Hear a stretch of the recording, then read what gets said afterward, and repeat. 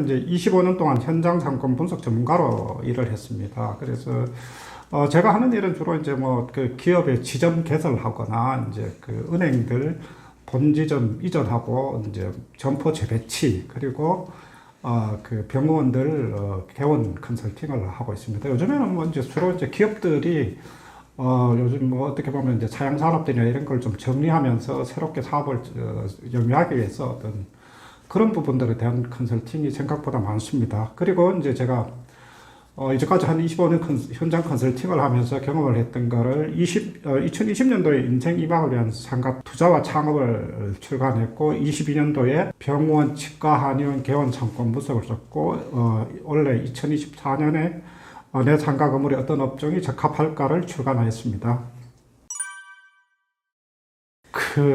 사실은 이제 과거같이 어쨌든 상권이나 상가들의 어떤 그 패턴 자체가 느리게 변하는 게 아니라 상당히 빨리 변한다고 할 수 있습니다. 특히 이제 보면은 이제 우리가 그 경제학에서도 경기순환 사이클에 대한 이야기를 많이 하는데, 상권에 대한 부분들도 실제로 과거에는 그런 어떤 그 경기순환이 뭐 10년 주기로 해서 성장과 이제 침체를 반복했다고 그렇게 이야기가 되는데, 실제로 그렇게 진행이 됐었어요. 이제 그러다가 IMF를 겪고 코로나를 겪고 여러 가지 어떤 상황들이 이제 겹치면서 조금 더 빨라지는 경향이 있죠. 그런데 이제 그 최근에는 이런 그 경기 순환뿐만 아니라 환경적인 변수가 이제 임금 상승이나 그리고 비용 상승들 이런 그 부분들하고, 그리고 이제 두 번째는 그 트렌드 변화가 굉장히 빨라진다는 거. 그래서 그건 뭐 여러 가지 복합적이겠죠. 뭐 인구 구조들이 여러 가지 그 변화가 복합되다 보니까 대중적인 어떤 업종에 대한 어떤 트렌드 자체가 빨리 변한다는 부분들. 그리고 2000년도 중반에 이제 그 금융위기도 있었지만은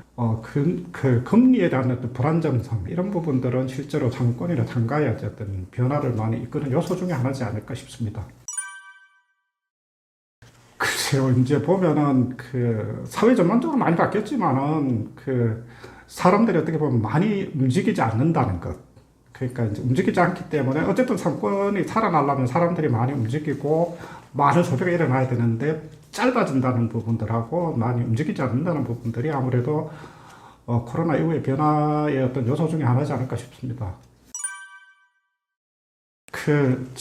이번에 내 상가 건물에 어떤 업종이 적합할까의 첫 번째 챕터를 대한민국 상권의 이제 변화와 이제 어떤 역사와 트렌드에 대한 부분들을 썼는데, 이걸 이제 80년대 이후에 쭉 이제까지 거쳐왔던 부분들을 쭉 나열을 했습니다. 나열을 했는데, 실제로 이제 이 중에서 이제 가장 큰 변화를 이끌었던 부분들을 꼽자면은, 첫 번째가 가장 큰 게 이제 서울올림픽입니다. 서울올림픽을 통해서 우리나라가 이제 산업이 고도화되고, 그리고 이제 시장이 커졌죠. 어쨌든 글로벌 시장 자체도 커지고, 그러면서 이제 어쨌든 기업의 회사원들의 어떤 임금 자체가 그 당시에 저희 기억으로는 거의 한 2배 정도. 예를 들어서 뭐 88년도 이전까지는 대졸자 초임 자체가 한 40만원, 30만원 이 정도인데, 서울올림픽을 겪고 나서 거의 한 배 정도 올랐으니까, 실제로 이제 소득이 이제 상승을 하면서 가장 큰 거는 이제 결국은 그거죠. 소비가 확대된다는 부분. 소비가 확대된다는 거는 그만큼 이제 상권이 이제 어쨌든 활성화되거나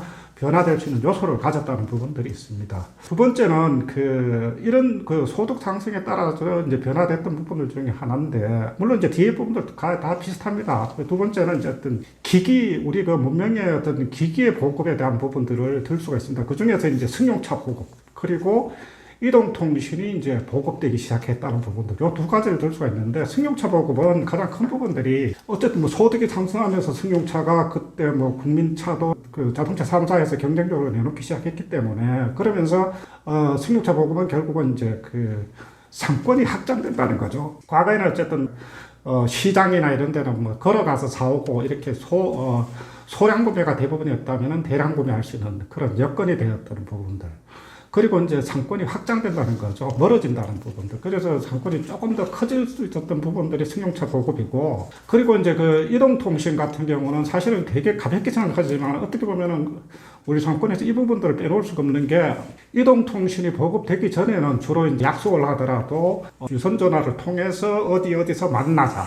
그래서 이제 주로 보면 뭐 광역시 같은 경우도 대구 같은 경우는 이제 대구백화점 대배갑, 그리고 광주 같은 경우는 충량로 우체국가 뭐 이런 식으로 어쨌든 고정형으로 어쨌든 해가지고 상권이 형성됐다면은 이동통신이 보급되면서 이제 그 첫 번째 이제 무선호출기가 보급이 됐죠. 무선호출기가 보급됐던 부분들은 결국은 이제 어쨌든 약속을 할 수 있는 거점들, 주로 이제 다방 중심이죠. 그러니까 이제 지역의 다방에 이름난 다방에는 그 주된 상권도 이제 활성화됐던 부분들이고, 그리고 그 다음에 이제 90년대 중반을 넘으면서 이제 글쎄 이제 뭐 90년대 초반은 이동통신으로 휴대폰 보급이 되기 시작한 건 실제로 90년 중반에 삼성이 애니콜이 이제 나오면서 이제 시작이 되었었는데, 휴대폰 보급은 결국은 내가 상권을 이동할 수 있다는 부분들, 언제든지 이동하면서 해가지고 바꿀 수 있다는 일부분들이 어쨌든 상권의 변화 중에 하나인데, 그리고 2000년대, 2010년도 전후에 스마트폰 했을 때는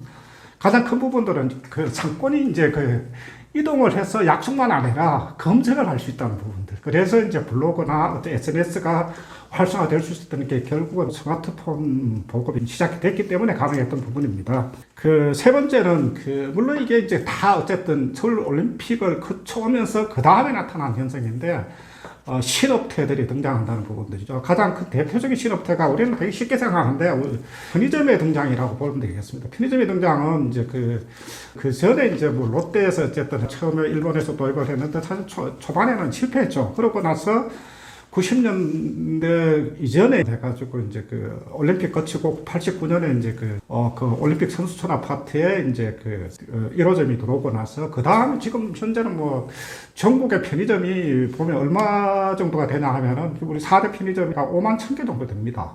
5만 1,000개 정도 되는데 90년대 넘으면서 편의점이 급속하게 늘어났습니다. 급속하게 늘어났는데 편의점의 영향이 어떤 거냐면은 우리가 상권이라고 하면은 과거에는 대부분 다 주간 상권만 활성화됐거든요. 그런데 24시간 편의점이 들어오면서 야간 상권이 살아났다는 거죠. 야간 상권이 활성화되면서 이제 편의점 주거리나 이런 부분 야간 상권이 점차 커지고 했다는 부분들, 이 부분들을 들 수 있을 것 같아요. 그리고 이제 이 시기에 이제 대형마트들이 이제 결국은 승용차 보급하고 소득이 커졌다고 하는 부분들이 소량 구매에서 대량 벌크 단위 구매들 이런 부분들이 가능했던 부분들도 대부분 다 서울 올림픽, 소득, 그리고 대형마트 등장 이렇게 연결을 지을 수 있을 것 같습니다. 그리고 다음은 이제 주거 환경 변화인데 뒤에 가서 제가 다시 한번 설명을 드리겠습니다.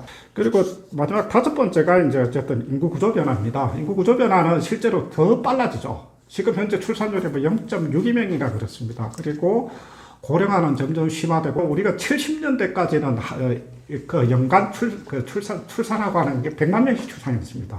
그리고 이제 지금 2023년도가 24만 명인가 23만 명인가 그 정도 출산했어요. 그러니까 뭐 한 4분의 1 정도 이제 떨어졌거든요. 그리고 수명이 길어지면서 고령화가 심화되고 하는 부분들. 지금 우리나라 평균 연령이 몇 살이냐면은 44 그 정도 돼요. 그러면은 지금 현재 우리나라 인구에서 가장 많은 연령 분포가 어디냐면은 50대예요.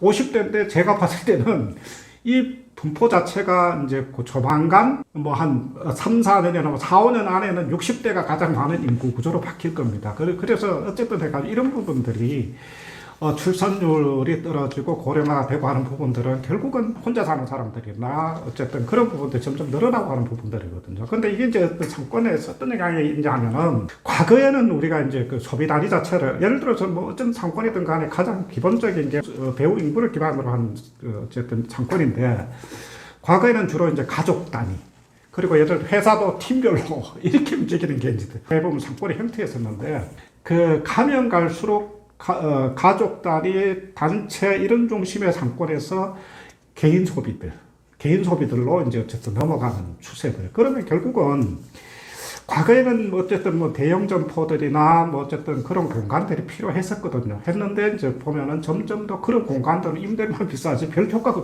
없단 말이죠. 그래서 어떤 그런 변화들이 어쨌든 이끌고 있다는 부분들이 이제 될 수가 있을 겁니다.